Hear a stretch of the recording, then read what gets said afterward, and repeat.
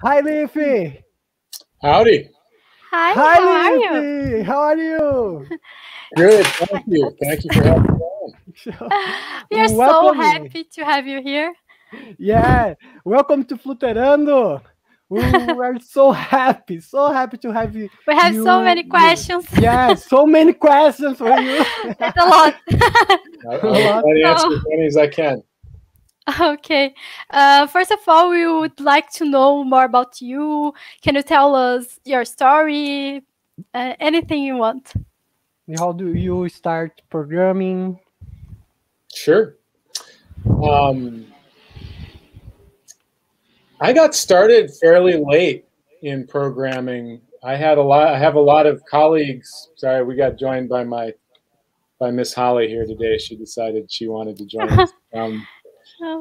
I got started, a lot of my colleagues started when they were just kids, but I didn't really start programming until undergraduate, until my university. But I got really interested. I started programming. I took some classes, and then I got very interested in programming languages, and actually on object-oriented programming languages. After university, I went to graduate school, and I sort of stopped working on object-oriented programming languages. I worked on functional programming languages and compilers. I went to Intel Labs after I did my PhD and worked on optimizing compilers there for quite a while.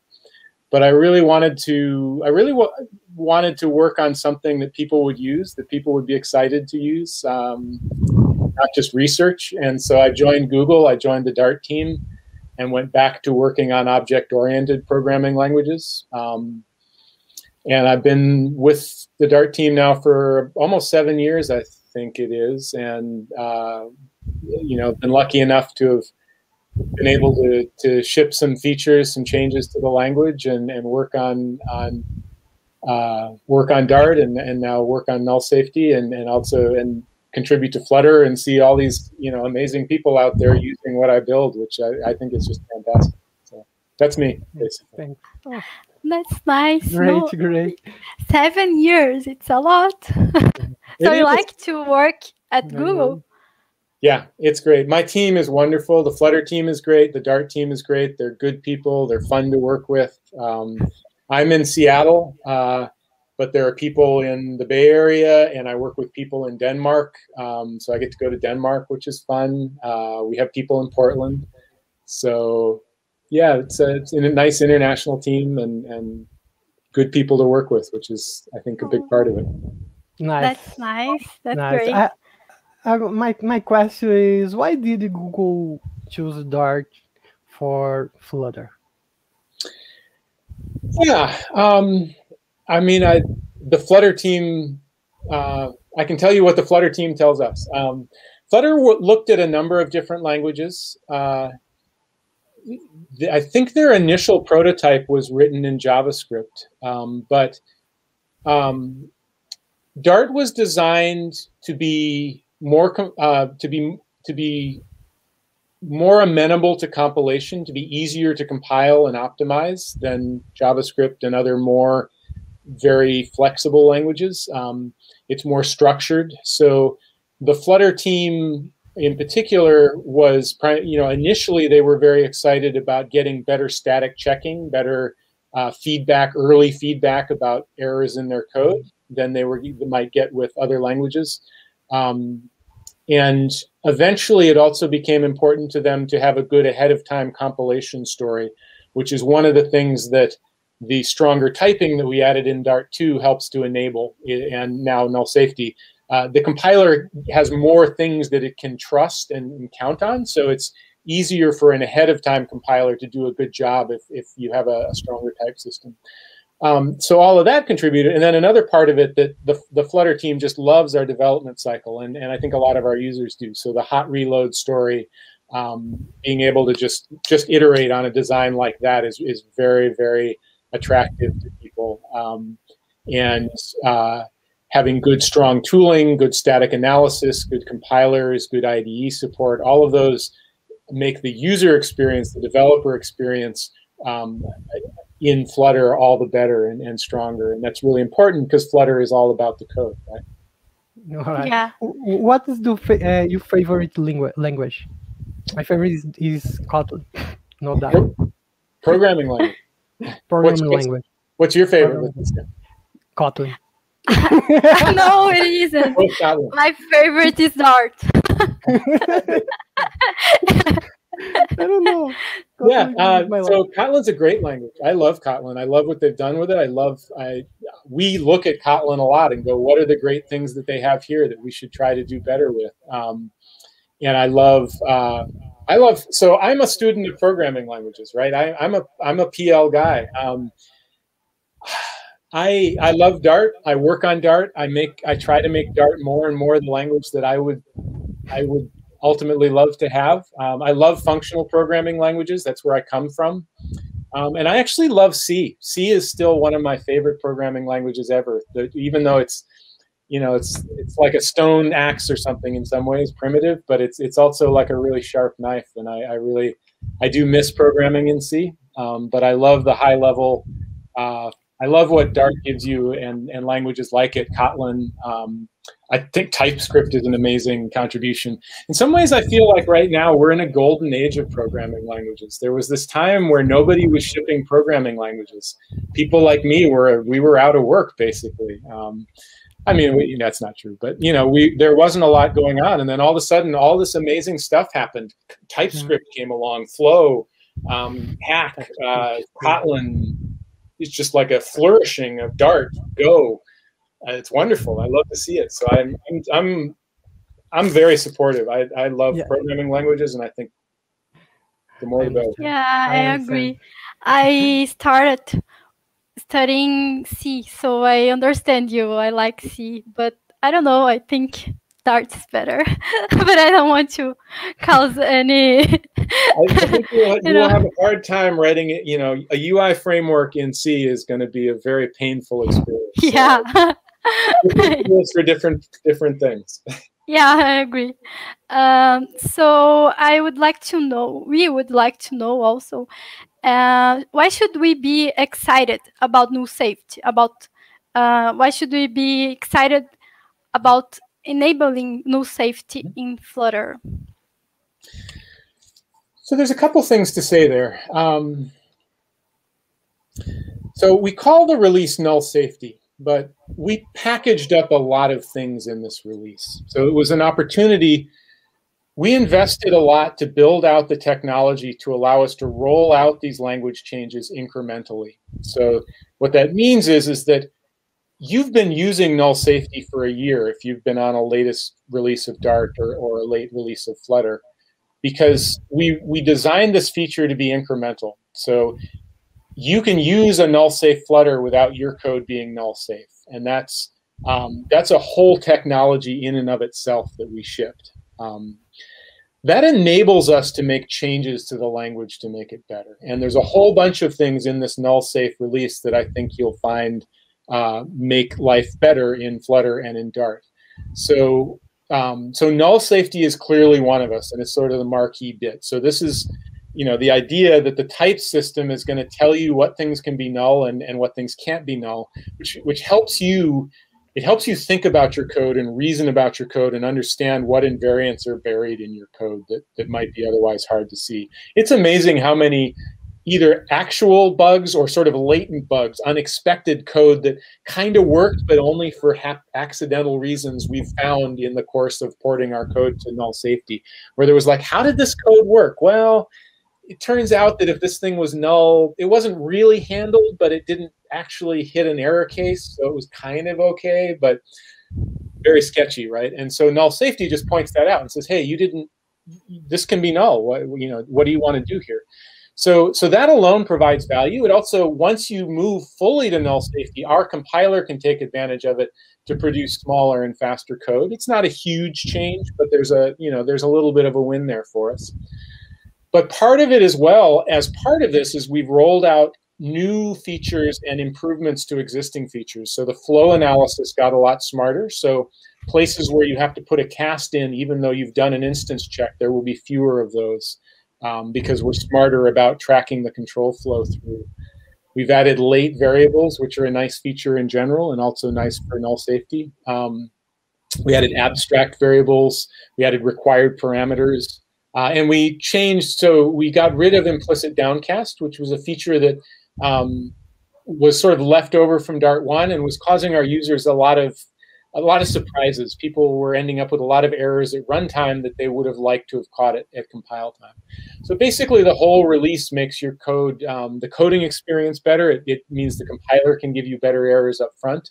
And hopefully it helps you, write better code. Yeah, I think we will be much more productive with no safety. We won't have many errors, and I don't know. Sometimes I had problems. I forgot to check if a variable was null or not. Then I lost a lot of time trying to find that error. It was terrible. So I think now we are safe. And no saving your life. Yeah. Well, we would like also to know if now that no safety is in the stable channel, if it's safe to use, because people were, I don't know, people were afraid to use it, to migrate. So what do you think? It's safe now, or should we wait a little more? So the way that we designed this feature, so the first thing is that you don't have to migrate at any point. Your code just keeps working. You also technically can migrate whenever you want. But particularly if you're working on a package, but even if you're working on an app, hey Jake, welcome back. We lost you for a second. Hi. We're gonna have to be on our own. Particularly if you're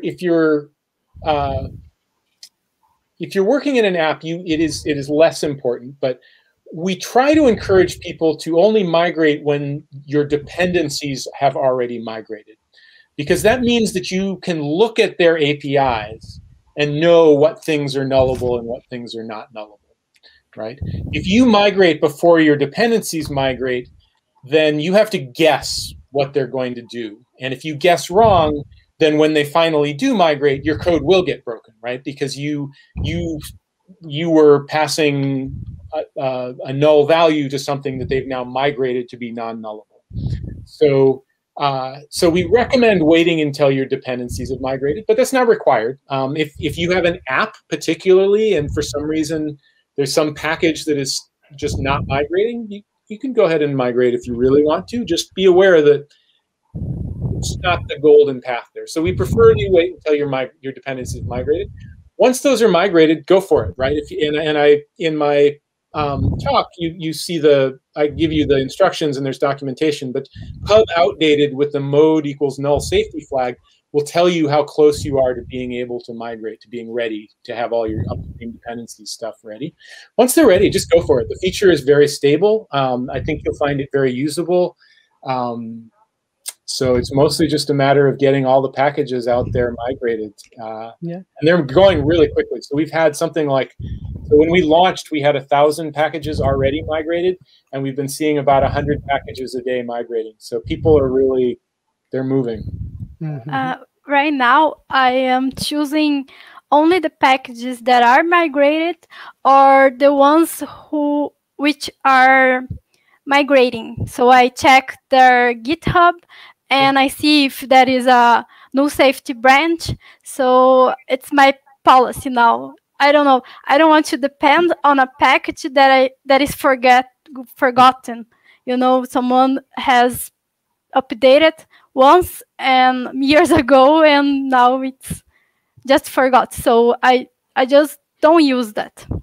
So okay. And I think that's a good, I think that's a good signal, and we're trying to surface signals like that in Pub more. And I think the other thing I would say about moving on to null safety is that we are continually trying to evolve the language, and null safety is kind of a big change, but there are more changes coming which are incremental. They don't break anything, but they give you new abilities. So we will be shipping in the next release, we'll be shipping better support for type aliases and some other new features. But here's the deal. We can't support all combinations of features. We can't, it's too hard. We don't have a big enough team to let you choose this feature but not that one, and this one but not that one. So the way that we roll it out is, if you want the new features, you need to keep, before you can get the newest features, you need to be on null safety first, right? So that's another reason to migrate, is that you can wait as long as you want, but you're going to stop getting the new features in the language until you've upgraded, because we just can't support all the combinations. So it's another good reason to do what you're doing, and it's another good signal about the quality of packages, is that they're keeping up to date. Yeah. And It's not, I don't know. It's not obligation migration, right? Okay. The question, my question. Okay, you can ask. So, what is next for the Dart language? Can you tell us what we can expect in Dart, and if that is something related to static metaprogramming, or what can you tell us or not? Dart? I don't know. Well, first, what would you like to see in Dart next? Maybe static metaprogramming. Static metaprogramming. I don't know, data class. Data class. That's a good one. Take notes. No, I this is, yeah. So one of the questions we look is, what do our users want, right? What are the pain points? Cool. It's very cool. Sealed class. Sealed class. Yeah. Native tuples. Yes. Double return. Multiple return values. Yeah. Yeah. Actually, we are using right now Dart C package for managing that thing. So it's a nice thing to go to the Dart language, just so we don't need to use a package for that. Yeah, so all these things are great things. All of these things are things that we've talked about, and have, if you go to our language, we have a language repo where we do a lot of our design work, and I think almost all of these have issues tracking sort of design work. So in the short term, in the very short term, the next couple of releases, we have some smaller things coming out. We're working on better support for type definitions, type aliases. Right now you can say type def my function equals some function type, and we want you to be able to use any function type. That makes it easier to rename classes and just generally clean up your code. Also adding a few other small cleanup features. We have a big effort around static metaprogramming, so providing ways for you to extend pieces of the language, maybe do better serialization, maybe take a lot of the boilerplate that data classes help deal with, and just allow you to provide that as a macro, as like a trait, a mixin. So those are a couple of big ones. Sealed classes is something we've been talking about, thinking about how to do. We're also interested in exploring ways to maybe have lower cost abstractions. So there are some things where a class is the right abstraction. It gives you a lot of affordances. But there are some places, for example, in interop with other languages, where you'd like to have a very lightweight abstraction, but you'd still like good static checking and code completion and a good development cycle. So we're doing some exploration around that. What my colleague Bob Nystrom, who had a segment in the keynote, did a very nice design for tuples and patterns and multiple returns. We put that on the side for a little bit to work on some other things, but I think we're going to circle back to that later in this year or next year, and then think about shipping that as well. So okay, my question. I have a question. Will reflections be deprecated for now?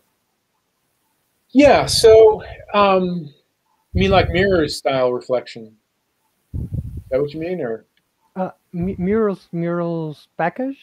the mirrors, Dart mirrors, Yeah, or yes. or Yeah, because Dart use CodeGen, build run. So we are hoping to be able to replace the existing uses of reflection with static metaprogramming. But that's still, we have to prove that out. We need to prove that we can do that.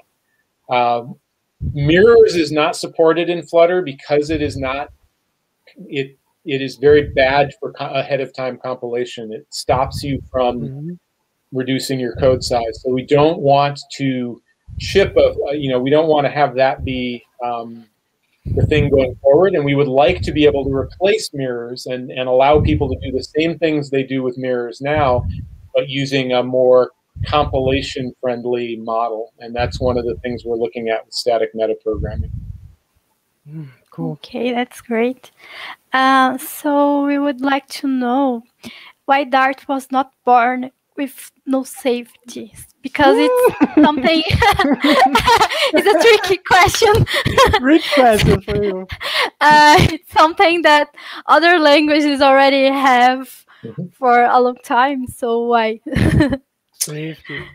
So I wasn't, I was not around at that time. So I'm passing on secondhand information. It was one of the very first requests that anyone filed in the language repo. I forget what the number is. I think it's a single digit. It's issue 7 or 8 or something. Someone filed this issue. I got to close it out. It was so exciting. So it was something that was clearly people were interested in from the start. The original vision of Dart was as a very lightweight, was a dynamic language with some limited type system, some limited ability to write types that they were optional, was basically the story. And they wanted to keep it very, very simple. So I think that's probably part of why they didn't push on that. Again, it was also at a time where there was less, I feel like there was less experimentation with languages. And so, I have to give a lot of credit to things like TypeScript and Kotlin that really went out and said, no, we want to move things forward. And I think that's helped put pressure on us. And it's one of the reasons I get to do the things I do, is that I can say, hey, look, these other languages are not standing still, right? They are pushing forward and advancing the state of the art, and Dart needs to stay fresh and current. So when I joined, there were people talking about this. Patrice Chalin had a great proposal for adding null safety to Dart 1, but we ended, for various reasons, we did the Dart 2 migration first. We moved to a static type system, a more sound type system. And now we've finally gotten around to one of our first bugs filed. Cool. Oh, that's great. I have one question that I just thought right now. Okay, go ahead. Can I? It's a very tricky one. We made again? Today. Yeah, I just thought. We made a video today that was a big hit. The title was will Flutter end at some point? But because people sometimes ask us that Google sometimes move on from some projects that are great, but on this video I was telling everyone that Google is very compromised with Flutter and is growing a lot. It has many partners right now. It has Toyota and also Ubuntu. All of these is happening, and we know that it's not gonna end from one day to another.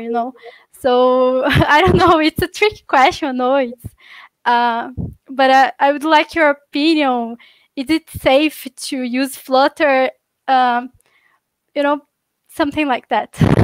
Yeah. So, I mean, obviously, I don't control Google. I wish I did. I'd have a much bigger house and probably live down in Brazil or something. But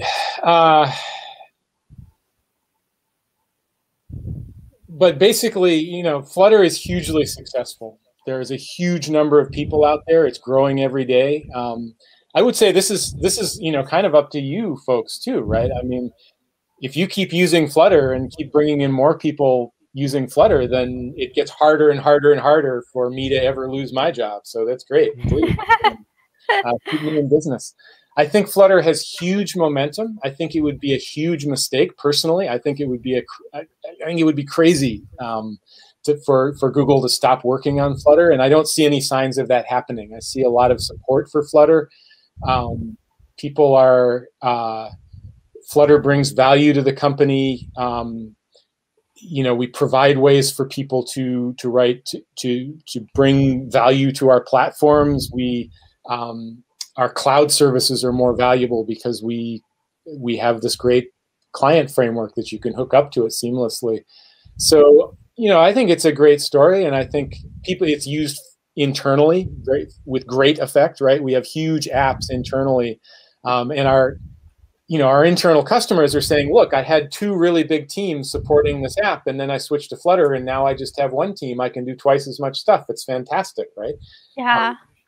So I feel a lot of good momentum on it, and so I don't have any particular insight there, but I'm not really worried about my job right now. And ultimately, too, it's an open source project, right? So I mean, that's another thing is that it's open source, so I guess someone else could pick it up too. I guess. Yeah. So the chat guys are asking about Darty in backend. Mm-hmm. What do you think about this Darty in backend? Oh, I wish I had an extra team, an extra 20 people. We don't have, on the Dart team right now, we don't have enough engineers to really support that as a first-class thing. There are 2 things I would say about that. One is we are an open source project. We do take contributions, and we love to see contributions. And so help us make it, help us. I think if people, the other thing that I would say here is that make me.